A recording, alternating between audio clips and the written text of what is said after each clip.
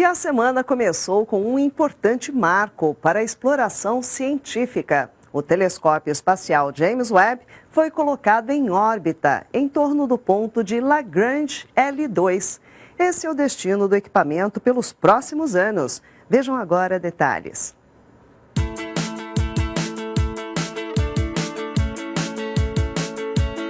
Após uma longa viagem de 29 dias, o telescópio espacial James Webb chegou nesta segunda-feira ao destino celestial no espaço profundo, o segundo ponto de Lagrange, conhecido como L2, que fica a cerca de 1,5 milhão de quilômetros de distância da Terra.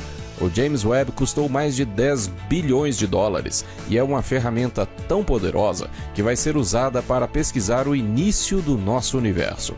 Ele foi desenvolvido por uma parceria entre a NASA e outras agências espaciais, projetado para observar os objetos e eventos mais distantes do universo, como a formação das primeiras galáxias, há 13,5 bilhões de anos. Além disso, ele também é capaz de detalhar e caracterizar a composição da atmosfera de exoplanetas potencialmente habitáveis, em busca de informações sobre a origem da vida e, quem sabe, futuros alvos para exploração humana.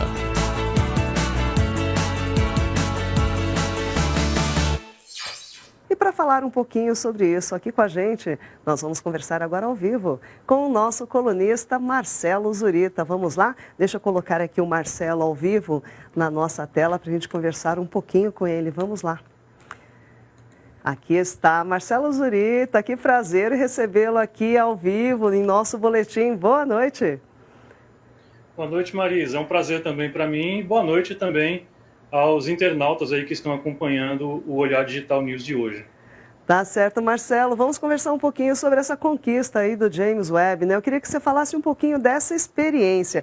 Por que o James Webb vai operar lá de Lagrange L2, tão distante da Terra? Pois é. No James Webb, nada é por acaso. Esse é um projeto fantástico, uma das principais instrumentos, um dos principais instrumentos astronômicos, né, da atualidade, e a operação dele no ponto de Lagrange L2 é por conta, né, da faixa de frequência que ele vai operar. Eu trouxe aqui uns modelinhos para mostrar para vocês, para explicar um pouco melhor isso para vocês, tá? Então, esse aqui é um modelinho do James Webb. Ele vai trabalhar no infravermelho, né? Então ele vai enxergar no infravermelho. E para enxergar no infravermelho, que basicamente é calor, ele precisa se isolar de qualquer fonte de calor para que não interfira nos seus instrumentos. E grande parte desse isolamento é feito pelas camadas do escudo térmico, tá? Então, imaginando que o Sol esteja aqui atrás, né? O ponto de Lagrange L2, a gente vai ter aqui a Terra a 150 milhões de quilômetros do Sol, e o ponto de Lagrange L2 vai ser aproximadamente 1,5 milhão de quilômetros da Terra. Tá? Nesse ponto, o telescópio James Webb ele consegue operar com o escudo protetor voltado na direção do Sol, protegendo da radiação não só do Sol, mas também da Terra e da Lua, tudo isso com um único escudo. Né? Então ele consegue bloquear todas as fontes de calor próxima com apenas um escudo. Muito bacana essa sua demonstração, Marcelo Zurita, como sempre. Agora, Zurita, ele vai ficar, o James Webb, ele vai orbitar o L2, não é isso? Ele não vai ficar estático. Fala um pouquinho sobre isso. Então, ainda usando aqui o modelo, tá?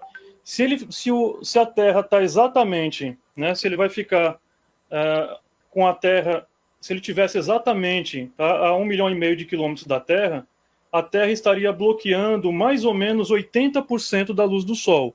A Terra serviria como um escudo também, né? Só que tem um problema. Aqui na parte de baixo do James Webb, a gente tem os painéis solares que são responsáveis por captar parte da energia que ele vai precisar para funcionar. Então é importante que ele capte essa energia e com a Terra no meio, ela estaria bloqueando 80% dessa energia que chegaria até ele. Então, o que ele faz? Ele fica girando ao redor desse ponto L2, de forma que ele enxergue sempre o Sol, para poder captar essa energia solar, tá?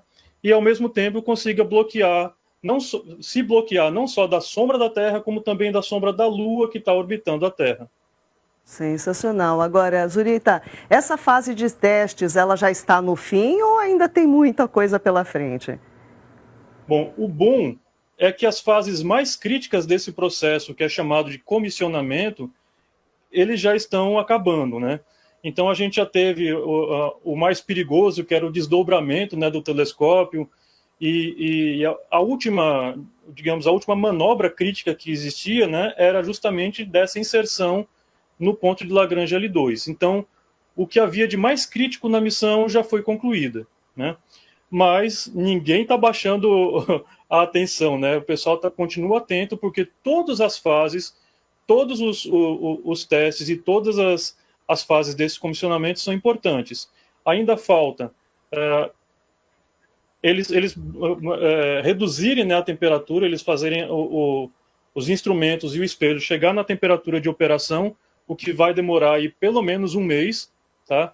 Depois que eles chegarem na temperatura de operação, eles começam a fase de alinhamento dos espelhos e é alinhado um por um. Cada espelho desse tem os seus controladores lá, ao todo, né, em todo o conjunto são 133 controladores, de forma que você calibre a posição, o apontamento de cada espelho com uma precisão de 1/10 de milésimo de um fio de cabelo. Então você imagina o quão preciso é esse telescópio, né? É sensacional mesmo, né? Agora, Marcelo Zurita, qual que é a expectativa aí para a gente ter acesso às primeiras imagens aí do James Webb? Conta para gente.